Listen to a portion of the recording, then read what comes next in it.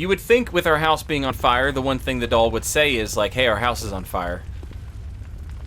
Good hunter, you have come. Dawn will soon break. This night and this dream will end. Gehrman awaits you at the foot of the great tree. Farewell, good hunter. May you find your worth in the waking world.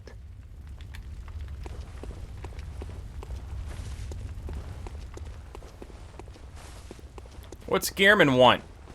Hey, he opened the gate. Hey, good on you, Gehrman.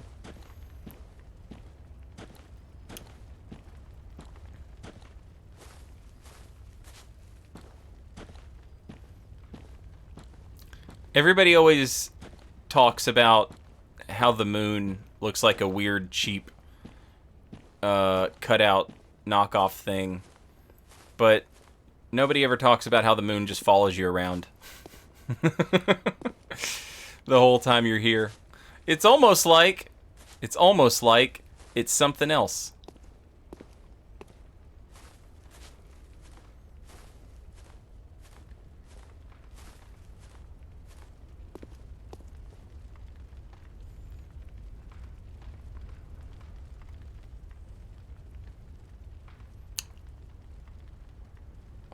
Oh, snap.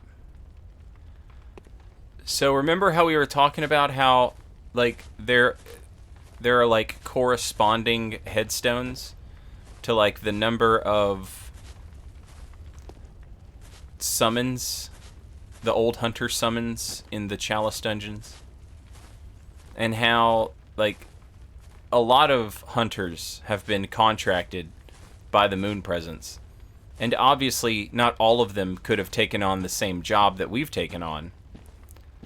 But then the doll tells us that, like, hunters are buried, and all these headstones represent the hunters. Like, are these headstones? Or are these something else? They kind of look like headstones, but they obviously are different from what we would typically... Like, they're different from the headstones in the game.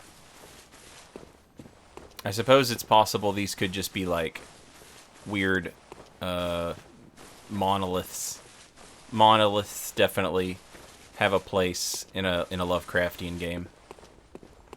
And they're all sort of stacked on top of each other. Not a lot of respect shown to, like, these, you know, like... At the foot of the great tree. But what kind of tree is it? It's a special tree. Because it's great. It's a great one tree.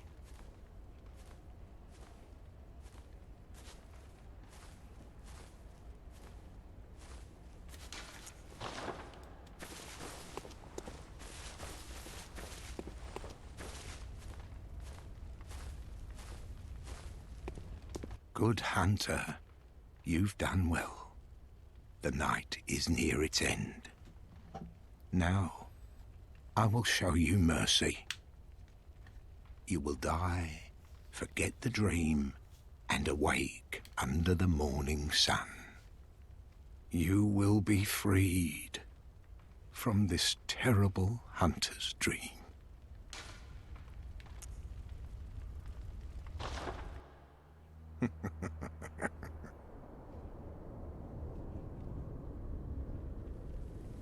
Dear, oh dear, what was it? The hunt, the blood, or the horrible dream?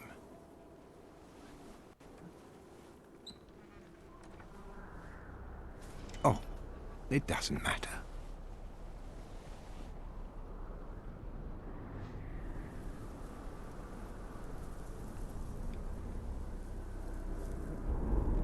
It always comes down to the hunter's helper to clean up after these sorts of messes.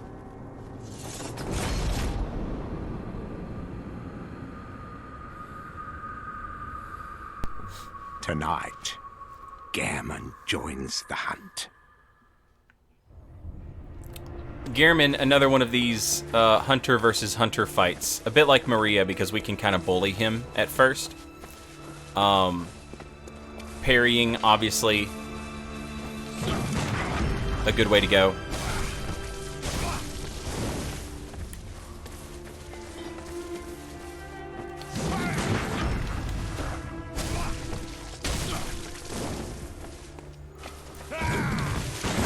Ooh, I missed.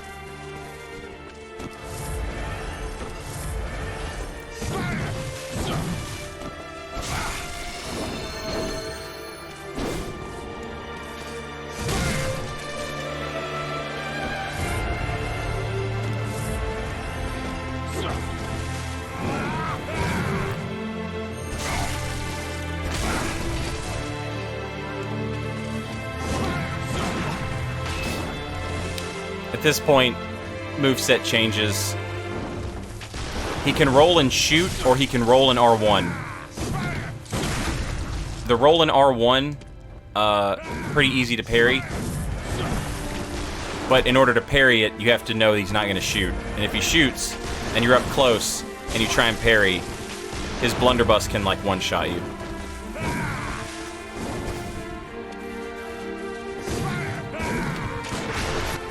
Like that. Accept your death.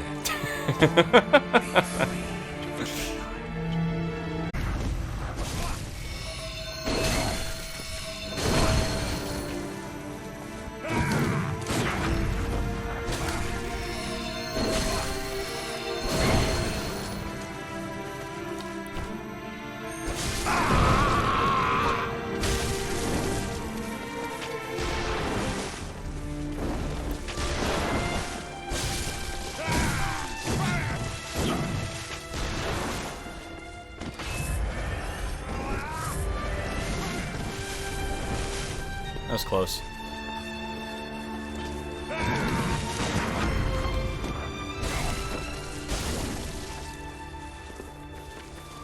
Where's your music at, old man?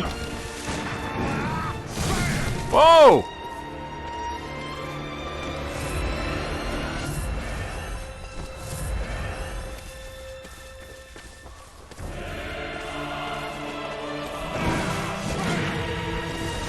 Bad parry.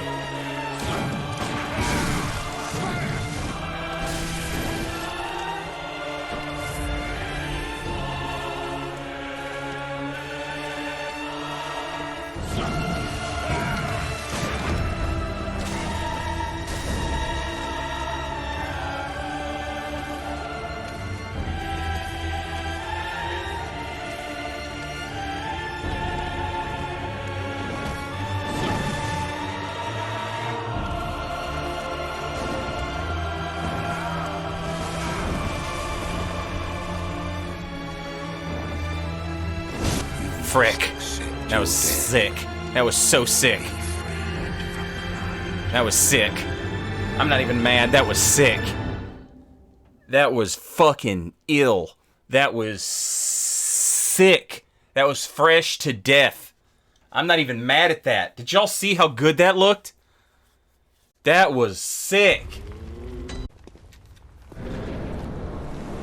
The trick... The trick there would have been to unlock and dodge away, but alas. Alright, let's go, you big pussy. You crying old man.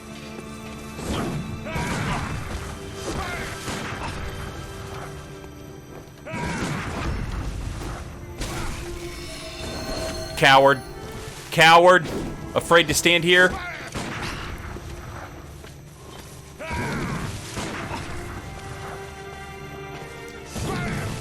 Really? Let's go. Let's... Yes! Let's go. Aw, you wuss. You wuss.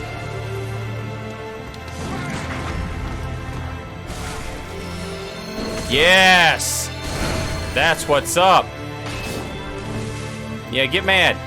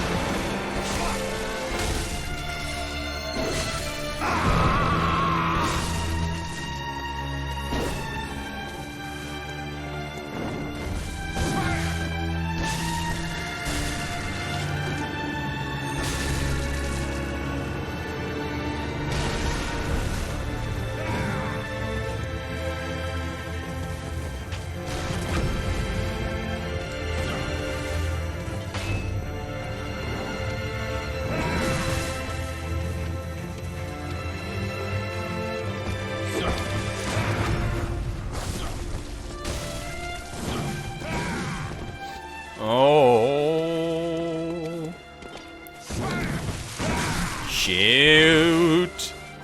Shoot.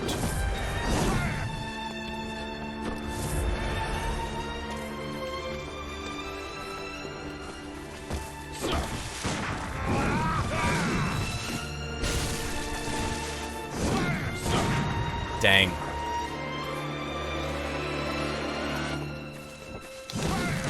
Damn it, why am I so slow? Slowest gun in the West. There's only 2 guns in the West. It's me and him.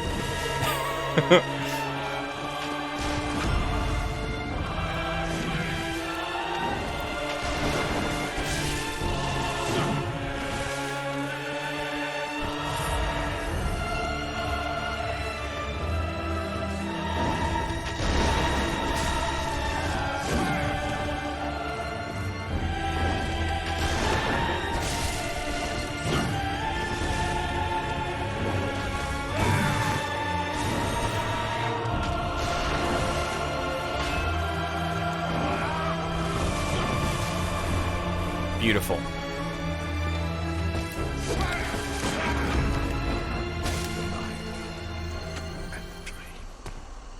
Were long.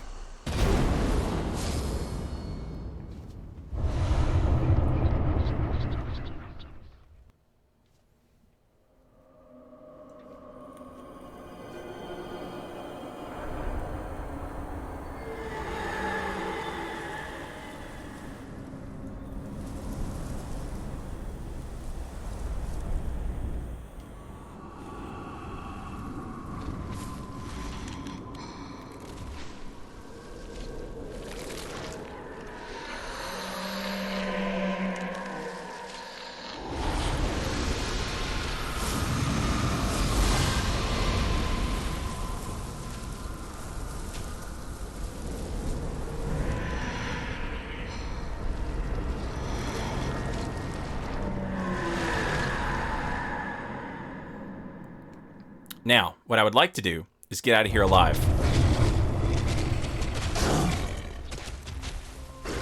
Will that happen?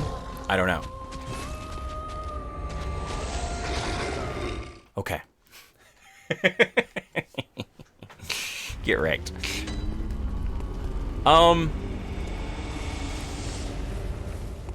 So, this is a thing that maybe you don't notice, but Gehrman dying is a bit of a ritual. Gehrman being here represents some type of ritual, because killing Gehrman shows us the blood moon. Just like in the real world, killing Rom shows us the blood moon. Once we kill Gehrman, we've used all those umbilical cords. The moon presence comes down. And if you haven't eaten the umbilical cords, of course, the moon presence comes down, takes you, embraces you, and you take over the role of Gehrman. And you become like the hunter of the dream who you know, will help out the new hunters. Also interesting that Gehrman didn't give us any blood echoes. Gehrman awaits. No, he doesn't. You're full of shit. Farewell. You're full of May you shit. find your worth in the waking world. Gehrman awaits you at the foot of the great tree. Nope, he sure doesn't. He sure doesn't. But we do get to see, like, how often do you come to Yharnam during a blood moon? Not often, right? So, like, we can appreciate the pretty sky boxes, the purple clouds. Gilbert, of course. Ripperonis.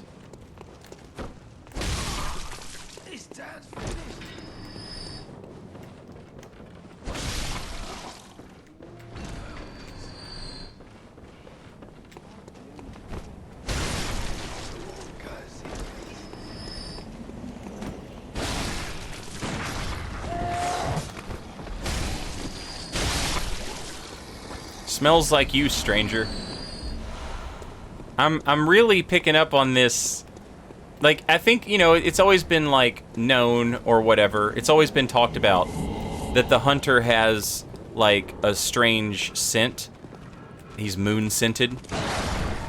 Like, that's something that, you know, we've talked about before. But this idea that that scent is what is making people go more crazy than usual. I'm really liking that. I'm really liking that idea. Because we smell moon-scented. We smell like the moon. Because we hang out in the dream. And so, like, Gascoigne and Amelia, like, reacting to our presence with, like, what, you know, like, Amelia doesn't say anything. She just straight up turns into a big-ass monster. But, like, Gascoigne, what's that smell? You know, like... You haven't by any chance seen my little sister, have you? I told her to look after the house. But she's run off somewhere. She's still quite small. And wears a big white ribbon. Have you seen her out there anywhere? Oh. Okay then. But if you do see her, would you give me word? She's a small girl. My good. Oh, any news of my sister? Oh.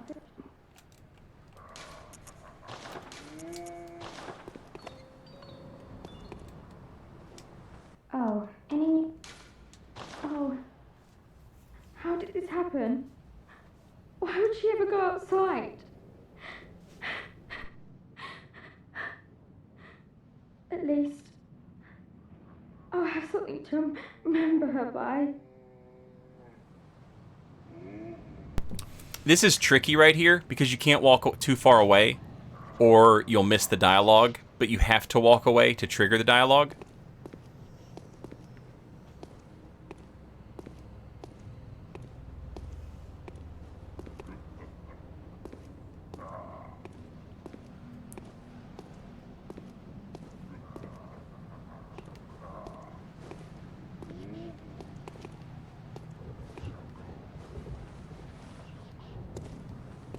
What a perfect ribbon. And now it's mine. I can't wait to try it on.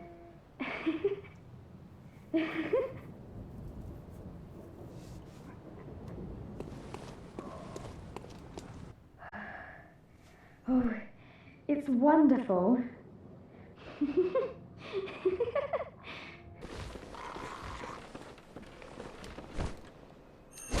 Well, how quaint. You scoff at the League? I do. Then you are yourself a beast. A defiled mess of rotten flesh.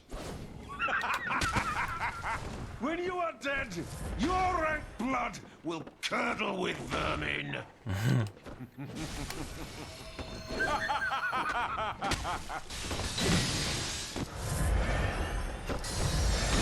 Yo, shout out to this voice actor.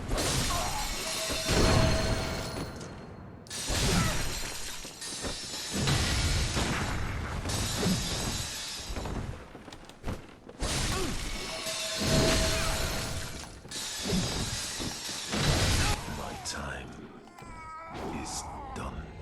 Glory to my League Confederates.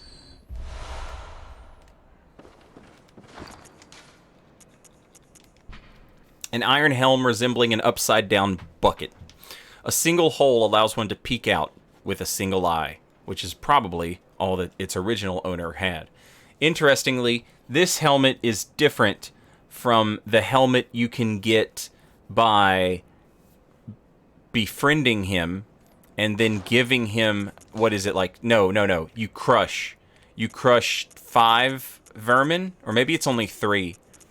But if you crush just a small amount of vermin and then you talk to him, he gives you a new gesture.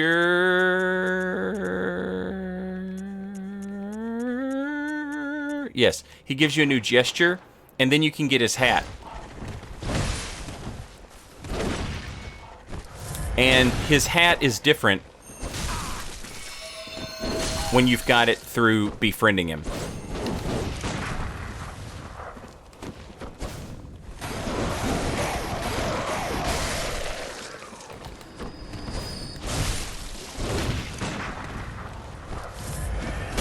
Damn.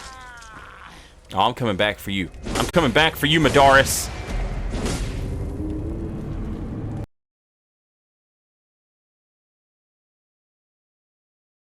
That voice actor was legit though. That was really good.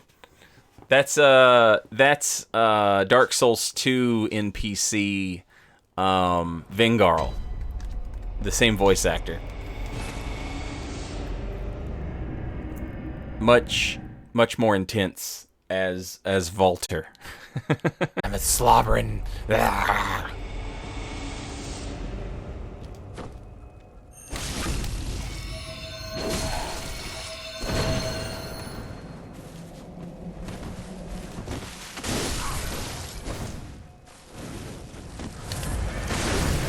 Woo!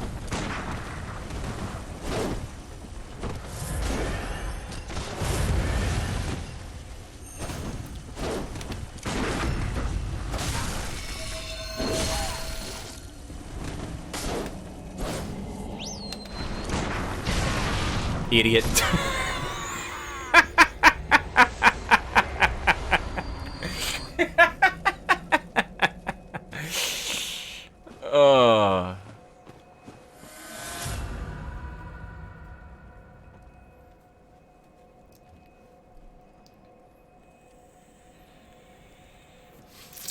Azure, yes.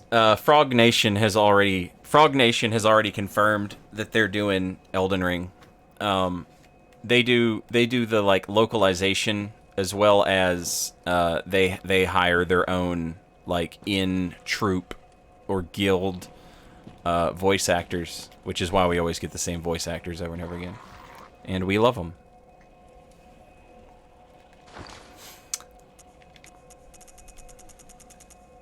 We got the Madaris Whistle, the only hunter tool that uses Blood Tinge instead of Arcane. Whistle of the Madaris twins, denizens of the Forbidden Woods. The twins grew up alongside a poisonous snake and developed a silent, inhuman kinship. The poisonous snake grew uncontrollably, raised on a healthy diet of beast entrails. Even after their deaths, it is said to respond to the call of the twins' whistle from within the nightmare.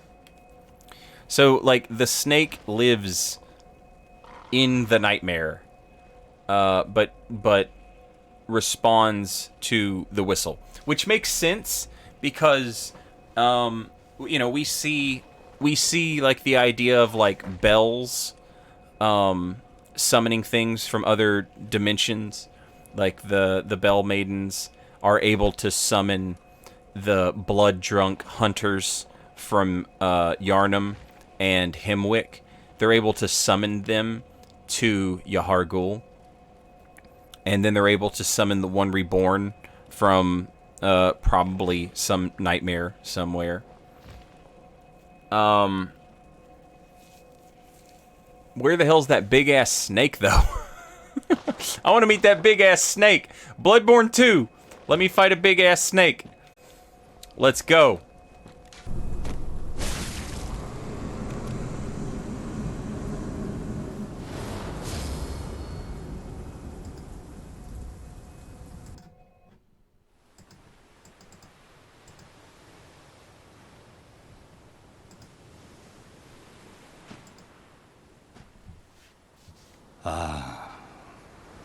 Sweet child of Kos, returned to the ocean.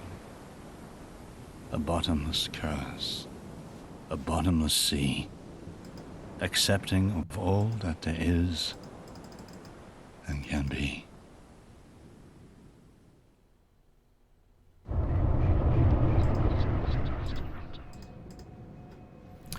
The idea of like like the protagonist staring out over the ocean and just, you know, what the fuck? that's it, baby. That's a Lovecraft ending. We've only got like one fucking thing left to do. My internet's being a real piece of shit.